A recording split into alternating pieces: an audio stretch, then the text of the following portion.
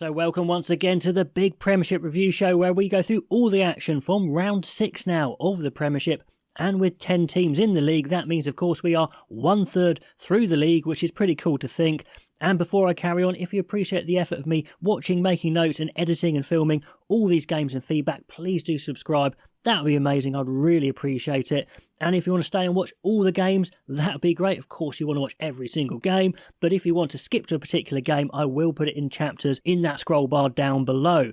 Now, what we see from the table now after 6 games is some clear trends happening with a clear top 4, all within 2 points of each other. Bath, Leicester, Bristol and Saracens, they're sitting in those qualification places for the playoffs if they were to happen now, which they aren't, but of course these are points in the bag, so it is important having those points already. Then we have a 4 below them of Harlequins, Gloucester, Northampton and Sale, and then we have 2 teams that are languishing down below, Exeter with no wins whatsoever, but 5 bonus points, and Newcastle with that win last week, but no bonus points, so they're actually bottom on 4, so those two are really struggling. So let's start off with the first match, Bristol 31, Northampton the champions 23, great win for Bristol, they're playing so well. Yes, they've lost 2, but they could easily have won those 2 as well, so they know they are absolutely purring. And look at the bonus points, the teams that throw the ball around almost in a crazy way are the ones with the most bonus points. Bristol and Gloucester on 8 bonus points, so it does work in many ways. Is it going to be good enough to win the Premiership? I keep saying I think it's just a bit too loose to win, but Bristol may be proving that wrong. Now, of course, all the sides this round have to cope without their England internationals. Bristol say without Genge and Randall, big players for them. Saints missing a lot of backline players, Finn Smith, Tommy Freeman, Ollie Slightholme and George Furbank, so that does affect them, but in top-level rugby, top-level sport, there are no excuses. You just have to win without these players. Northampton do have some big back 3 players still. George Hendy scores on 17 minutes as Big Van Rensburg loses the ball in contact and has to go off to Tom Pearson, who was on fire in this game. And I had questioned Tom Pearson's attacking skills, but he really answered those questions in this game. He put great footwork on the Bristol outside centre, Ralvovo. Then he draws and feeds Hendy, who runs crazy quick, but it looks like his legs are moving slow. But I think he's just got really long stride, which is always interesting to see. But that's a good score.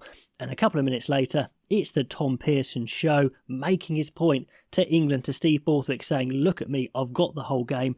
No sidestep this time, just goes straight through scrum half Kieran Marmion for a second perfect draw and give. So great skills, Kemeny scoring this time. Perfect starts for Saints, 0-15 after 20 minutes. Bristol, as you expect, go from side to side really nicely. McGinty pulling all those strings. He's looking really good. He's already put Luatua over the line, but he was held up. But he makes no mistake the second time, putting Ibitoy in for a walk-in. And the key pass right in the face of the defence was from Fitz Harding. He is a beautiful number 8, great skills. Will he ever make it as an international? Someone would just have to go all in on him because he has got a particular set of skills, but you've got to love watching him play. So good to hit back for Bristol, 7-15. And McGinty once again makes a great try. A good line from Grondona, holds Kemeny. He realises he's out of position, so he races out wide, panics a little bit, goes wide too quickly, and cool-head McGinty just throws the switch, and Ralvovo just slices clean through. So we're back almost all square, 14-15 after half an hour. Really close game. One note I made on the England watch is Henry Pollock. He's still holding down that number 8 shirt, only 19 years old, making big impacts as a carrier, which is not something we might have guessed watching him for the under-20. So he's clearly improving, and he still looks just as quick. So he's definitely one to watch. In fact, I'm going to put him on that England watch list, which is something I do in all these Premiership shows. Back row partners Pearson, Kemeny, they make heavy yards on about 37 minutes and they go inches short of a score. Saints finish the half looking dangerous but have to settle for a penalty, so it's 14-18 at half time. So it's looking pretty balanced at half time, but then Bristol go a bit of beast mode in attack as they do. First big chance on 51 minutes, their defence forces Saints to kick the ball away. And McGinty butchers an overlap by dummying and getting swallowed up, so they could have scored there. But then they do score, and it's Luatua who's brilliant in attack. loping down the wings as they like to leave him out wide. He's already beaten James once on the right, and he's held up at the beginning of this game. Then he receives the ball again in a mammoth phase of attack. He beats players each time, side-to-side play. It's too quick, slick handling, especially from those forwards, so good from Bristol. And Ralvovo hits the powerful line that the drifting defenders just can't stop. So brilliant score for Ralvovo, but brilliant play as well on the wing from Luatua. He is so good. 21-18, they take the lead, and this second half, like I said, belonged to the Bears, and their motto must be, if in doubt, just throw the offload. Doesn't matter if it bounces, it's going to happen at some point. And Ibitoy, with his trademark over the top pop out of contact, he's so good at that, and that launches Joe Batley to finish off a lovely offload fest. Brilliant try, another bonus point, goodness me. 31-18, and Bristol continue to dominate possession, mammoth amounts of ball in play time, crazy stuff there, but Saints do get a consolation back. It's a great try, brilliant break from Hutchinson, and then a massive pass off his left hand, a 25-metre pass at pace, perfectly for Rahm to score, but it doesn't get them within 7, they don't get forward try, so nothing for Saints. That's a painful one. Great win for Bristol, 31-23. So the next game is Gloucester 36, Newcastle 7. Gloucester only their second win of the season, but their style is really starting to hit. They're getting really confident with throwing this ball around, very similar to Bristol do. Newcastle, of course, got their win last week. And I did say last week, I don't think it means more wins to come, and clearly this is the case here, completely outclassed. They tried once again, but they were nowhere near. Massive shame for them. But anyway, the game starts on 3 minutes with a beautiful team try for Jack Clement. Side-to-side flow, everyone knows where they need to be. Mercer, of course, with some sort of audacious player. It's a behind-the-back pass this time to keep the move going. And Newcastle just can't stop them on the gain line. No dominant tackles, can't slow the ruck speed. Not great to start with. 5-0 straight away. An interesting note, Gloucester are playing with Charlie Axton, the fly half, as a 12, so even more ball moving options here, and Gloucester are turning on that champagne rugby style. Just fantastic to watch. Just miles away from what Gloucester used to churn out, and eventually Wade spots a hole in behind the Newcastle defence and chips and regathers to feed Williams for the second try. Really nice stuff, and just the speed of ball movement is going to create chances. Great spot from Wade. On 18 minutes it should be 3 tries really, as Anscombe throws a lovely loop pass, but Hathaway butchers the try with Wade outside him, but Gloucester do maul it over nicely on the next play and get the try, so 21-0 after 20 minutes, and really Newcastle have essentially lost the game already. Let's make a note on Max Llewellyn. In my Wales video, I hadn't put him in the starting 23. Many of you guys said he really should be, and I think you're probably right. He's played so well for Gloucester, a brilliant game in this one here. Sick flat line is trademark, but Christian Wade drops a fizzing pass with another try beckoning, so that's a bit of a shame. On half an hour, I make a note that Newcastle's problem is showing up. They go through lots of attacking phases, but they go backwards. They just can't make that gain line. Then they have to kick it away, and they don't have a decent chase, so they're literally just giving up and giving the ball back, and that's their problem there. They need a better kicking game if they're not going to have that high-level running game. But on the counter-attack from that kick, Gloucester bursts straight through, and Singleton goes on probably the longest run of his career, 10 metres from the Falcons line, but they can't score again. Gloucester are looking like they're going to score off everything. Offloads everywhere, continuity everywhere, and with the clock in the red, Mr. Flatline himself, Llewellyn, busts the hole, creates the overlap for Singleton, who deserves the try to get it. A breathless half there, 26-0. What a great half of rugby for Gloucester. Dominated that one. Then a little bit of a shame for Gloucester. Pretty naughty from Gareth Anscombe. He should know better. He swears at the referee. Straight yellow card. The ref did not like that. And he can't let that creep into his game because that's going to spoil it for sure. And Newcastle seize on the opportunity straight away and nearly score, feeding their biggest ball carrier, Arnold, in the centre. He is good, but he's double tackled. Ludlow and Mercer doing a great job to dislodge the ball. Then Newcastle get their consolation try, the ball bouncing off Seb Blake to set up Jamie Blamire, so at least they don't get 0, but is pretty inconsequential to be honest. And in the last 8 minutes there's still time for 2 more tries, Wade picking up a tricky rolling grubber from Hathaway, and then Hathaway himself finishing a try there with their tactic of crazy offloading, absolute chaos, but what fun. 36-7, great win for Gloucester, bonus point win there. You could say that Gloucester pretty much Bristol Mark II. It seems to be a trend the way things are going. Is chaos your cup of tea? Let me know what you think of that style, but a brilliant win for Gloucester, dominating Newcastle completely. Talking of dominant wins, we have Bath 40, Sale 13. Sale were pretty much demolished in this one. Bath absolutely rampant. Sale had dropped their woefully out of form Fijian international Nikolaevu, but it didn't really help. Bath are without Ben Spencer, Will Stewart on England duty, but they weren't as heavily hit as others, and they've got such depth.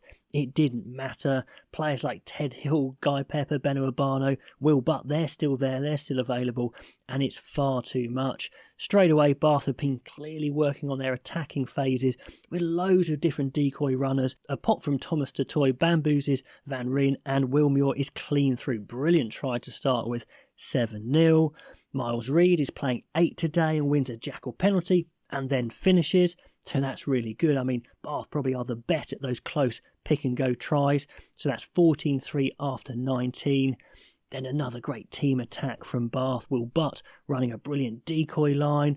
Then we've got a world-class tight head, of course, starting for them in Thomas Dutoy. Burst straight through far too easily. Bath's multiple credible attacks are just too much for Sale to cope with. All game 21-6. One note for Sale, though, they changed their tight head very early. Harper goes off. Young Apoko Fajor is on, straight away looks more dominant, wins a penalty versus Urbano, and looks strong all game. He's getting better and better. His time is definitely coming for England, I am certain. After half-time, the bonus point try is a bit of an individual one from England's reject Ted Hill. I mean, goodness me, he is phenomenal. There is an injury to Ollie Chesham. Maybe Ted Hill's going to be called up as a second row / back row. But anyway, nice decoy lines to help Ted Hill, but he powers through. 2 soft tackles, Dupree and Bamber at fault there, and he rounds Gus Ward with absolute ease. Speed of a winger, strength inside of a blind side, just a quality player. Get him into England, please. 28-6. Anyway, there's an ugly clear out from Will Butt, who dumps Roots on his neck, so that's not good, so that's a red card. And Anderson scores from a nice Carpenter grubber kick, so 28-13. But then another red card, and it's horrible. My pet peeve, is the bolt upright tackle. No idea what scrum half Thomas is doing. He doesn't even make an attempt to dip when he's trying to bash Muir into touch. He just runs into him, chest up. I don't know if he wants to bounce him into touch. No idea. It's a rubbish tackle either way, and it's a red card. So 14-14, so at least it's even, I suppose. And from the resulting line-out, Bath work it wide, Russell throwing a lovely pass out of the tackle, and Bailey kind of just flings it over his head. It's messy, but it works. 35-13, and the game is pretty much over. Apoko Fajor has one nice break, but the ball is spilled for Sales. Then with a few minutes to go, there's one more try for Bath. It's replacement prop Van Wyk, who finishes a nice jinking run from Russell. So good bonus point win for Bath. Also worth noting at the end of the game, there was no Will Stewart, no Archie Griffin. So finally, England prospect Billy Seller got a run. He is one to watch, but is he going to be stuck behind so many tight heads at Bath? They've got such strength there. On this England watch list, I have been popping them up as I've been going along, but in this game, Ted Hill of Bath, absolutely, get him in the team, and Asher Apoko Fajor for Sale. Then on to an absolute slugfest, Saracens 39, Leicester 32. Leicester just cannot stop winning, doing so well. It was quite a slow start to the game, to be fair, until about 15, 16 minutes, and then Tom Willis reminds everyone why Steve Borthwick really should have picked him. He was just amazing. Power break from halfway and an offload. Completely steps Joe Hayes in the phone box as well, and another offload for Tompkins to score. Just a one-man try. He's just phenomenal player. All game, he was class act. Tom Willis there setting up that one 7-3. And from this point, the game has burst into life, and Leicester's attack sees a really soft grubber kick. Nice grubber kick from Joseph Woodward. He is a hell of a talent. And Ollie Hassel-Collins races onto it to pick it up before Elliott to score a nice try. So 7-10. I mean, Woodward is really thriving this season. Now he's getting those starts. And I could see Woodward playing, say, 12 for England with a power 13 like Ollie Lawrence. That could work. Another player that's really growing into the season is Anthony Watson as he comes back from injury. He chases a kick, 30-metre chase and regather over the Shagan. That was fantastic. And a break on the right, and it swings back to the left, and the power centre Parisi obliterates Tobias Elliott to score. Both Saracens wingers humbled on that play, so they take the lead 7-15. And at the moment, it's a try per attack on 26 minutes. It's Van Sale with a long mystery pass, and that's all it takes to fool the Tigers' defence. They won't be happy with that one. And they can't cope with Gonzalez. Poor tackle from Raphael, and Swills in support for a good try. Really entertaining, but some poor defence as well in the Saracens try and the Tigers try before that. But Willis, Gonzalez, they are special forwards. Young Tobias Elliott, who's had a good start to the Premiership, not such a good game here, being found out a couple of times for those tries. In contrast, Ollie Hassell-Collins has made some mistakes early on in this season, but had a good game in this one here, looking really fast, really quick, definitely in great physical shape. If he can keep those errors low, maybe he can get back into the England fold, we will see. Now, another player who's been very consistent for Saracens is second row Hugh Tizard. Definitely improved from last season. I think I'm going to nickname him the Hoover because he just keeps eating up loose balls, plus he must have been eating a bit to put on that extra bulk. He's not the quickest, but he does make quite a lot of half breaks. And just before half time, Ollie Hassell-Collins' good game continued with a massive 60-metre 50-22, everything going his way, and 2 more drives later, they take the lead with a penalty, so that is 17-22 at half time, and there was a yellow card to prop Alex Cleary for Saracens. After half time, the Tigers aren't having trouble making gain line, doing really well, making Saracens backtrack. And once again, that centre partnership of Woodward and Parisi works. The skill to Woodward, putting Parisi through another gap, but he just loses it. But at least the Tigers do get a penalty and absolutely romp over with them all, punishing that yellow card period. So nice tidy try for the Tigers, 17-29. Building up a good lead. And then the poor game for Tobias Elliott gets a bit worse. He's absolutely melted by Raphael, loses the ball, and Ollie Hassell-Collins swoops to canter in, but the TMO rules it out for a knock-on and an offside, but it looked like a try at the time. Then on 52 minutes, a costly Joe Hayes scrum penalty. That lets Saracens run a training ground line-out play. Nice stuff, they dummy jump in the middle, but it's set up at the front with a no-jump maul, and Hugh Tizard is over the line, but he loses it. Big chance there for Saracens getting back in that game. On 57 minutes, an obvious playing of the ball in the ruck from Theo McFarland, who, apart from that, was absolutely phenomenal. Gives Pollard the chance to stretch the score beyond 2 converted tries, which is important, so 17-32. Saracens have more chances, but Tigers are scrambling well, and they seem to be seeing it out until one-man mission man Tom Willis goes on a power run once again. Ben Young's a pretty pathetic stand-up grab tackle, to be fair, but anyway, he goes up to the line and Gonzalez finishes it. So it's not too late to admit you're wrong, Steve Borthwick. If you want to make a change, if you want to add Tom Willis into your squad, please do. He's on the watch list, of course. Saracens finishing strongly. A lot of lesser-known squad players stepping up. They're not overly coordinated, but a good effort. And they go to within a metre out on 17 minutes, and replacement hooker Hadfield squeezes the ball over the try line, so it's 29-32, 3 points in it. It's exciting right up until the end. Tom Willis, another huge turnover on his line just at the end there, but in a losing cause. What a thriller. 29-32, great game. Ollie Hassell-Collins and Anthony Watts are looking good on the wings for Leicester, and in the centre Joe Woodward I thought was very creative. For Saracens, Tom Willis was on a mission, looking the best number 8 in England at the moment, but still not in the England team. Then on to the final game of the round. Hapless Exeter losing again, can't win a game. Exeter 19, Harlequins 36, good away win, but Harlequins maybe could have put it away a bit better. Both sides defensively a bit creaky. Early on, Annie Anwu was looking pretty good, answering some questions I had over his handling, showing some soft passes and a massive long running 25-metre pass with his left hand, showing his skills there. On 8 minutes, Tyrone Green roasted some very slow-looking Exeter forwards. They do have some plodders in that forward pack. They have some stellar players as well, like Vincent. He's unbelievable. They do have some guys who look pretty slow. But anyway, he feeds Oscar Beard, who thinks he's scored and takes his eye off the ball. Could have given it to Murley for an easy finish. And Woodburn, who does so well for Exeter, back on the wing this time, trips him up on the dive. So that was a butchered chance. And they really did muck up some scoring chances, did Harlequins. The second one was from Will Evans, who inexplicably turns down a 2v1 as he straight through. But luckily Beard does walk it in on the next phase. So they get a try, 0-5. Some poor kicking early on from Evans. Marcus Smith, to be fair, we know him for his running game, but he's the best kicker in the Premiership at the moment, stats-wise, I believe. Now, as poor as Exeter's defence was, they do hit back every time. This time they get back into the game with a lovely timed inside ball from Henry Slade. So he's been released from the England squad to prove his fitness. I think he did it here. Some silky skills for sure. He went off early, but that was to save him for England. So thank you very much, Rob Baxter. Job done for Slade. And Woodburn on that inside ball is just too much for lumbering Chisholm. Chisholm is a good player, but goodness me, he is pretty slow sometimes. Anyway, there's an offload there to Ross Vincent, who's really good. Should really be covered by Tyrone Green, but a piston-like handoff from Vincent for a top-quality finish, and some soft defending from Quins as well. So one apiece there, poor defence, but a good finish from Vincent. So 7-5. Then, of course, it's Exeter's turn to get the defence wrong as Brown Bampo rushes up too quickly to stop the wide play, and he did that a couple of times. It's straight off a line-out, really shouldn't happen quite as easily as that, and Isgrove has a run-in. Soft tried to concede, but that's kind of what Exeter do at the moment. You could see Rob Baxter leaning over the railings, talking to his coaches. He knows his side are not playing well. We've got young players who aren't quite up to quality yet, and they're trying to get there on the job. They're trying to learn on the job, and it's just not happening. As a few minutes later, we get another soft try, some very slow Exeter forwards. I mean, Anyanwu just fields a kick, but he looks up and just runs around three of them so easily. And even worse, Exeter have the numbers sorted for the next phase of play, but fly half Hayden Wood and centre Rig get it all wrong, and a simple pop pass just puts Evans clean through. No one takes him. Horror defending.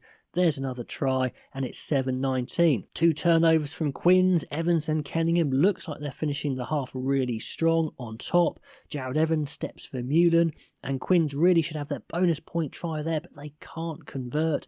And at that point, the commentators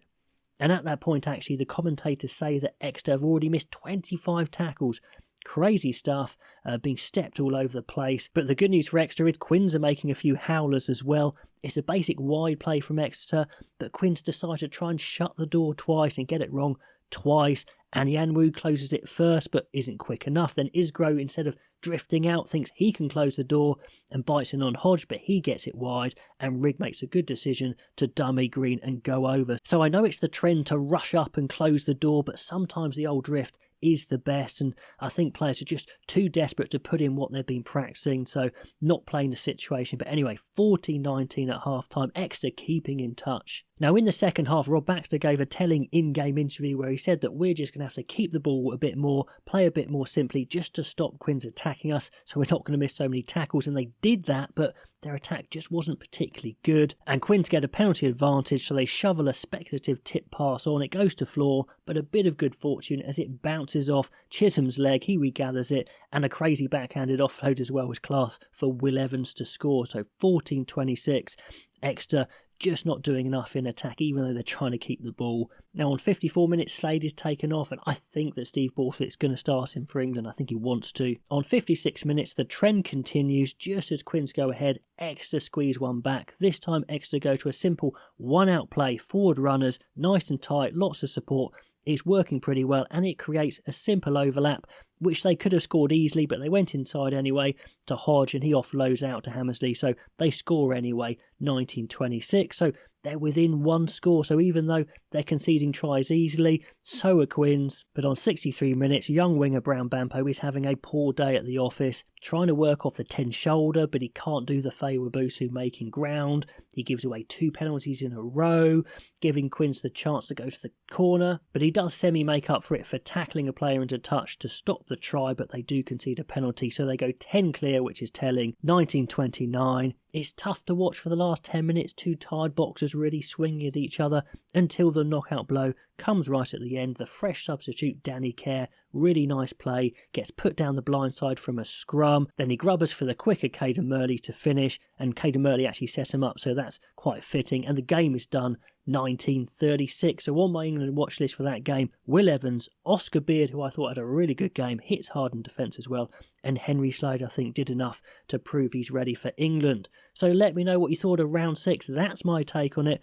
Bath, Leicester, Bristol, Saracens pushing clear, then 4 below, and then the hapless Exeter and Newcastle really struggling. Let me know what you thought of the round down below. Like, subscribe, that would be amazing, and I'll catch you next time.